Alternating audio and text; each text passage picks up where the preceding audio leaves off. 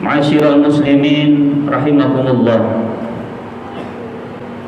Di dalam kesempatan ini khatib berwasiat khusus untuk khatib pribadi dan para jamaah sekalian. Marilah sama-sama kita meningkatkan kualitas ketakwaan kita kepada Allah Subhanahu wa taala dengan berusaha semaksimal mungkin melaksanakan apa yang diperintahkan oleh Allah dan menjauhi segala yang dilarangnya. Karena ketakwaan itulah yang akan membuat kita bahagia di dunia dan bahagia di akhirat. Tidak ada yang lebih baik dari ketakwaan. Wa tazawwadu fa inna khairaz zadi taqwa. Berbekallah karena sebaik-baik bekal adalah takwa. Ketika ketakwaan sudah kita miliki, sudah pasti kita akan menjadi orang yang mulia di hadapan Allah Subhanahu wa taala. Kemuliaan bukan berdasarkan jabatan dan kedudukan. Kemuliaan bukan berdasarkan harta dan ilmu.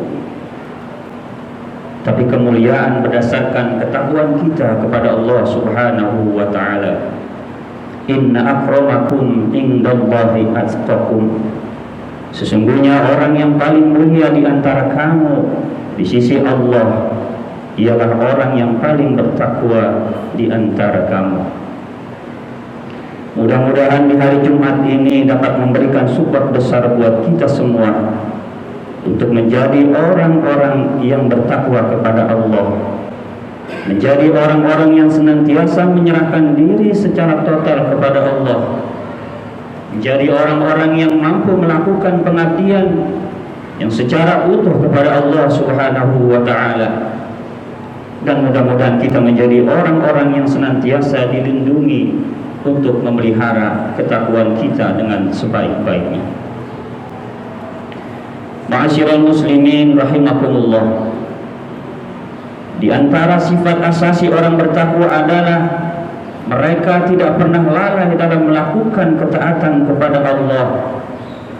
Karena ketaatan akan membingkai seseorang menjadi orang-orang yang dicintai oleh Allah Subhanahu wa taala.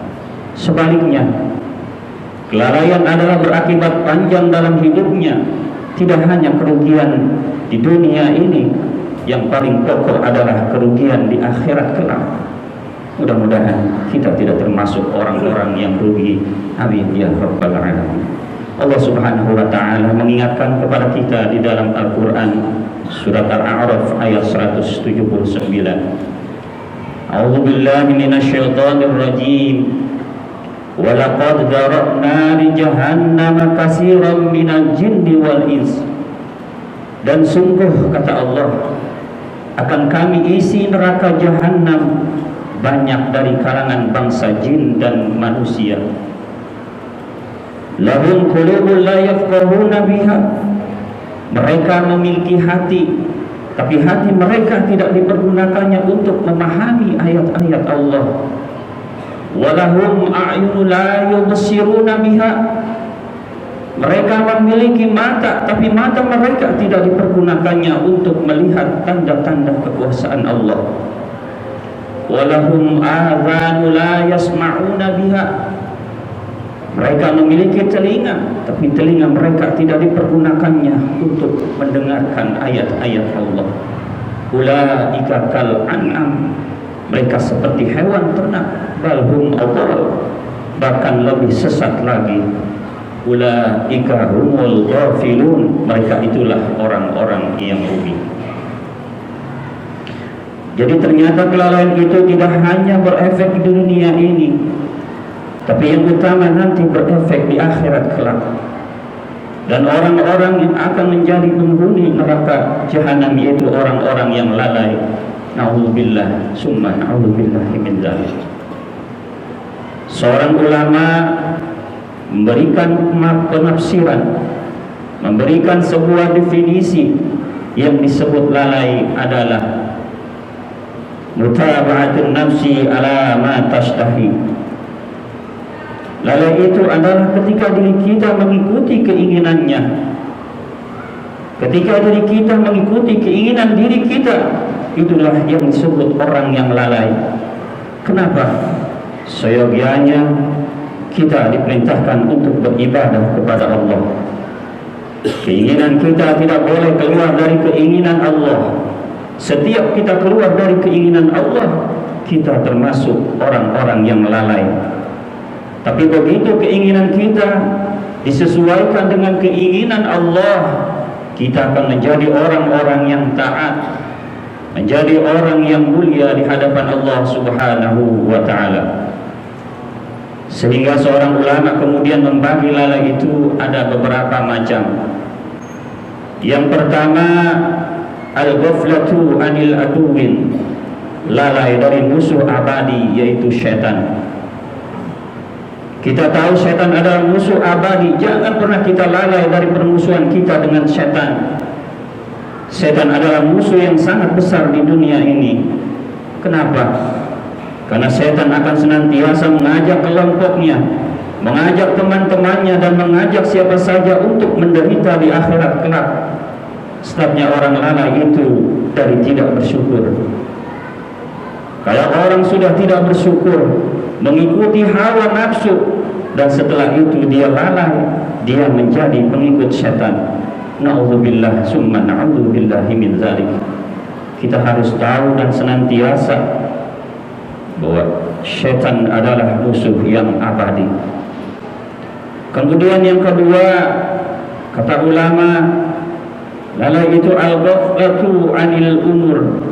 Kita lalai dari usia yang Allah berikan pada kita. Kita merasa hidup kita di dunia ini selama-lamanya. Padahal Rasulullah SAW sudah mengingatkan kepada kita, a'maru ummati ma baina sittina ila sab'ina wa qallahum ma yajuz zalik. Usia umatku umumnya berkisar antara 60 sampai 70 tahun. Jarang sekali di antara mereka melewati angka itu. Hakikatnya yang kita tunggu adalah kematian. Jangan pernah kita lalai terhadap usia kita. Allah Subhanahu wa ta'ala telah memberikan usia yang paling lama, kata Rasulullah, antara 60 sampai 70. Jadi artinya sekarang ini kita sedang menunggu kematian kita. Kita hari ini sedang menunggu wafatnya kita. Maka jangan pernah kita lalai. Usia yang Allah berikan kepada kita hanyalah untuk dilakukan beribadah kepada Allah Subhanahu wa ta'ala. Kemudian yang ketiga, kata ulama, al-ghaflatu anil qabiliyat, yaitu lalai terhadap apa yang sudah kita miliki, lalai terhadap tanggung jawab kita. Kita adalah seorang ayah, kita adalah seorang suami, kita adalah seorang anak, kita adalah seorang tetangga, kita adalah seorang warga negara. Jangan pernah kita melalaikan fungsi-fungsi kita. Kalau kita menjadi anak, jadilah anak yang saleh. Kita bahagiakan orang tua kita. Kalau kita menjadi suami, jadilah suami yang adil, jadilah suami yang baik, jadilah suami yang bertanggung jawab. Bagaimana kita menjaga akidah dan iman istri kita? Dia adalah mitra terdekat bagi kita agar kita bisa meraih keridhaan Allah Subhanahu wa ta'ala. Kalau kita menjadi ayah, jadilah ayah yang baik. Jangan pernah membiarkan anak-anak kita terjerumus dalam perbuatan dosa. Jangan pernah memberikan andil besar buat anak-anak kita dalam melakukan perbuatan dosa di dunia ini. Na'udzubillah summa na'udzubillahi min dzalik. Karena kita nanti akan diminta pertanggungjawaban di hadapan Allah Subhanahu wa ta'ala. Kita pun menjadi seorang tetangga. Jangan pernah kita lalai terhadap fungsi-fungsi kita sebagai seorang tetangga. Maka berbuat baiklah kepada tetangga kita. Seluruhnya kita pun memiliki tugas sebagai warga negara yang baik di negeri tercinta kita ini. Dan yang keempat, yang terakhir, al-ghaflatu anil maut, dan kita pun lalai terhadap kematian kita. Tidak ada yang tunggu oleh kita kecuali kematian. Tidak ada yang paling dekat dengan kita kecuali kematian. dan tidak ada yang paling jauh dari kita kecuali hari kemarin. Kita tidak pernah bertemu lagi dengan hari kemarin. Mari kita ciptakan sejarah yang baik di dunia ini agar kita menjadi orang-orang yang mampu menatap hari kemarin dengan amal soleh. Mudah-mudahan Allah Subhanahu wa Ta'ala memberikan kekuatan iman dan amal soleh buat kita agar kita bisa mengisi hidup ini dengan kekuatan-kekuatan iman dan amal soleh. Amin ya rabbal alamin. Ma'asyiral muslimin rahimakumullah. Kemudian ciri-ciri orang yang lalai menurut seorang ulama adalah yang pertama, orang yang malas melakukan ketaatan kepada Allah Subhanahu wa Ta'ala. Yang kedua adalah menganggap remeh perbuatan dosa dan meremehkan dosa, itulah perbuatan lalai. Dan yang ketiga, yang terakhir adalah orang yang lalai adalah orang yang menyia-nyiakan waktu. Mari kita isi waktu kita dengan amal ibadah buat kita, sehingga kita berjumpa dengan Allah Subhanahu wa Ta'ala, menemukan kebahagiaan. Mudah-mudahan apa yang kita lakukan di dunia ini benar ibadah dan kita terhindar dari sifat-sifat orang yang lalai. Kita menjadi orang-orang yang taat secara utuh kepada Allah, sehingga kita menjadi hamba-hamba Allah yang bahagia di dunia dan bahagia di akhirat.